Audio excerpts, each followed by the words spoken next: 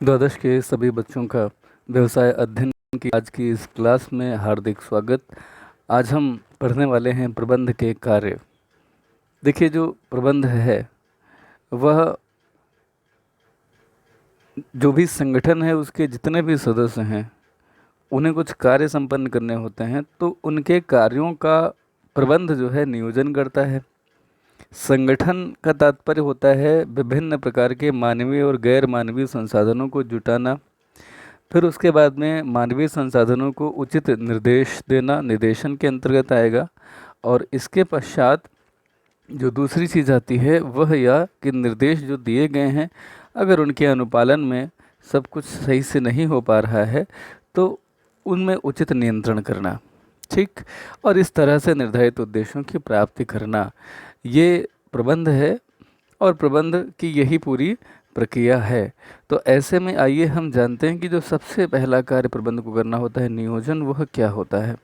तो नियोजन बेसिकली यह तय करता है कि क्या करना है, किस प्रकार करना है, किसको करना है। Means what to do, how to do and who is to do it. Okay, और you can say by whom it is to be done.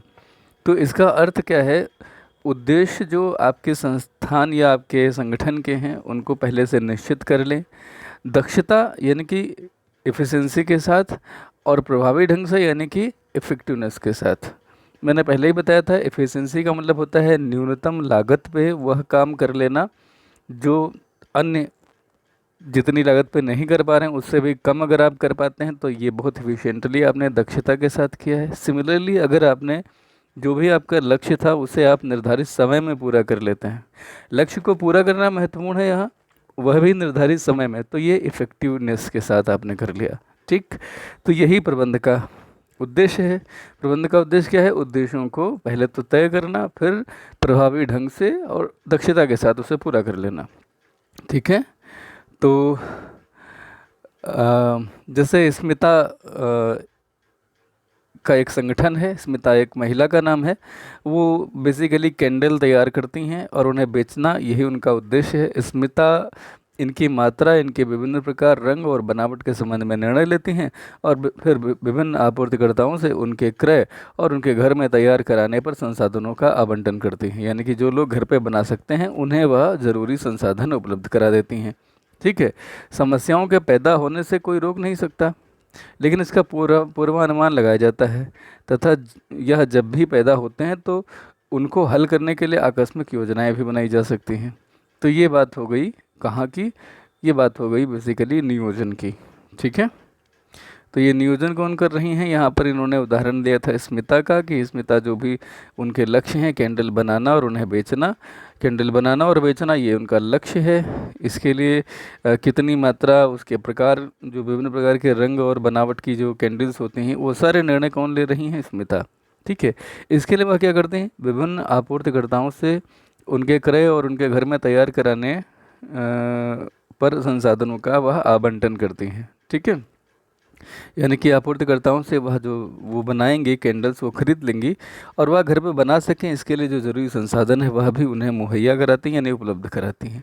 तो नियोजन दरअसल क्या है, नियोजन समस्याओं के पैदा होने पर कोई रोक नहीं लगाता कि आगे समस्या नहीं हो, क्योंकि नियोजन करते हैं आप आज, और आप उस चीज़ का नियोजन कर रहे होते हैं जो भविष्य में होने वाला है।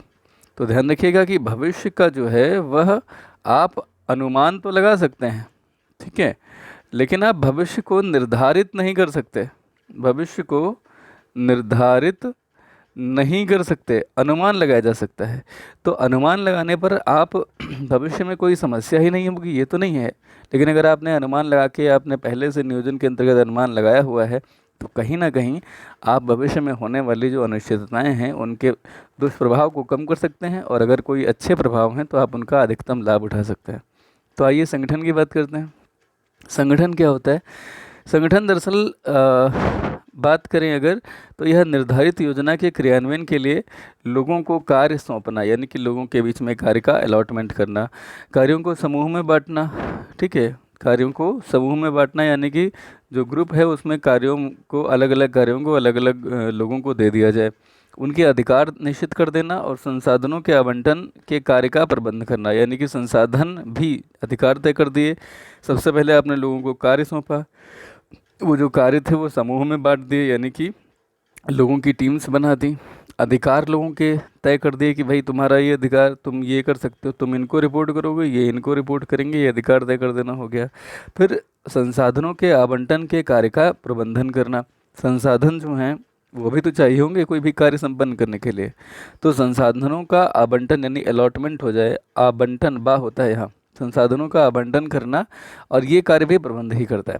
तो एक बार संगठन के उद्देश्य अगर जो है वह पूरा हो जाए तो आप क्या करते हैं, उनकी योजना तैयार कर लेते हैं, जो आपने पहले काम में सीखा। फिर क्या करना होता है, फिर आपको इसके बाद संगठन योजना के क्रियान्वयन के लिए लगता है, और क्रियान्वयन के लिए क्या करता है, जो आवश्यक क्रियाएं हैं, ठीक है, वो कौन सी होंगी और हमारे पास संसाधन कौन कौन से हैं, वह उनकी सबसे पहले जांच करेगा।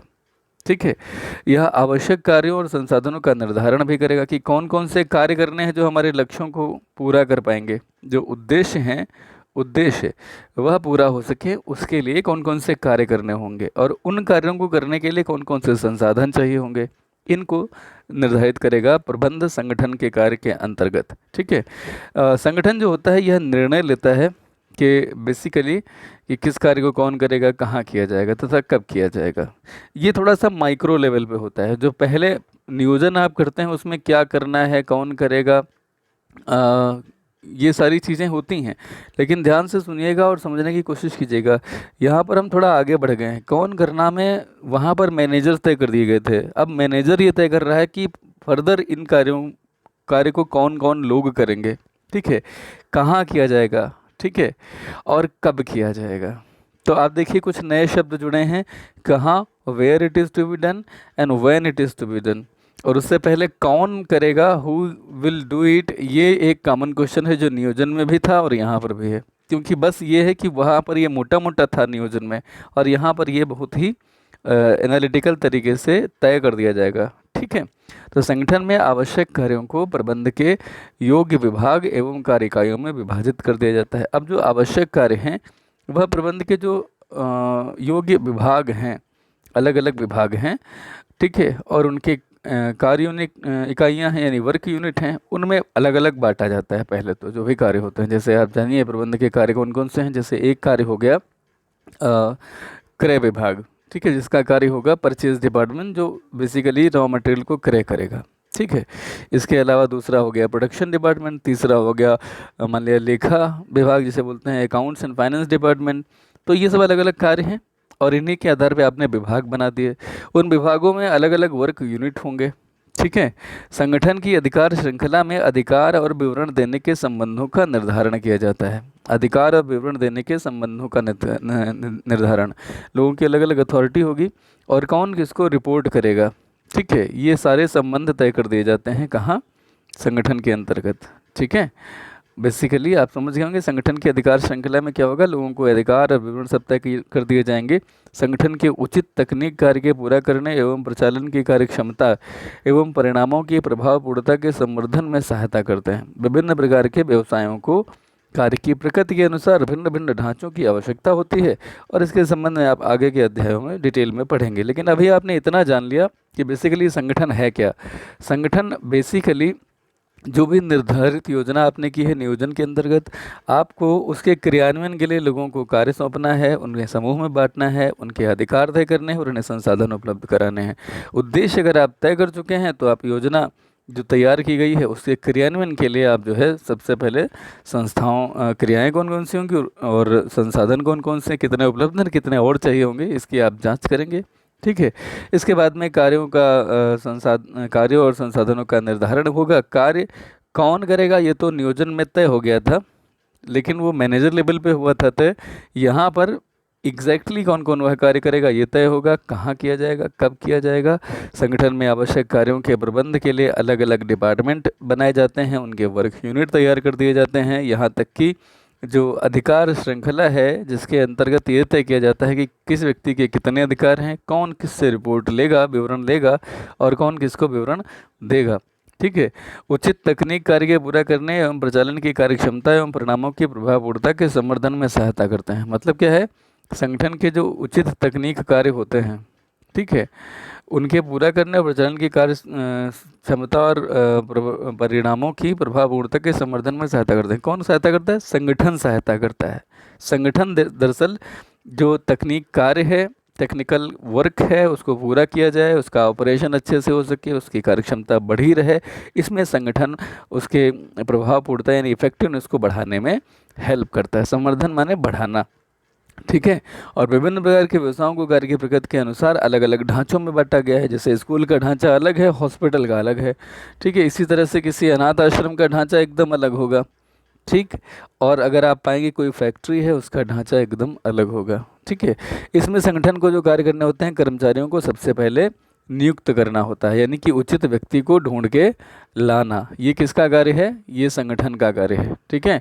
और उद्देश्यों की प्राप्ति के लिए अगर आपको सही लोग नहीं मिले तो सब गड़बड़ हो जाएगा।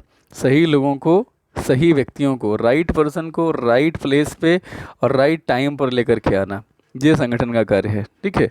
इसी को हम मानव संसाधन कार्य भी कहते हैं, यानी कि ह्यूमन रिसोर्स का फंक्शन, मेन फंक्शन कहा जाता है। इसमें कर्मचारियों की भर्ती की जाती है, पहले उन्हें रिक्रूट किया जाता है, फिर उनका सिलेक्शन होता है। अब आप कहेंगे रिक्रूट कर दिया है तो सिलेक्शन बाद में क्यों होता है?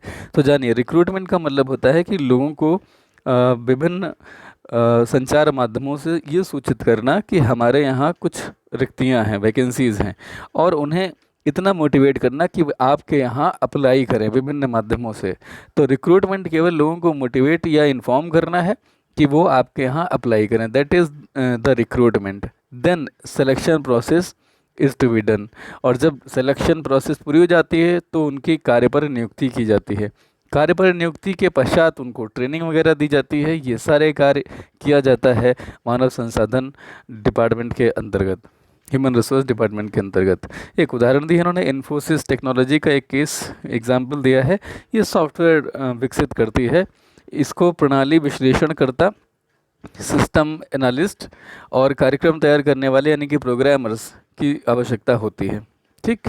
उसके बाद में मैनेजमेंट का तीसरा फंक्शन शुरू होता है, निदेशन। इसे हम जानेंगे बाद में। आज के लिए इतना ही।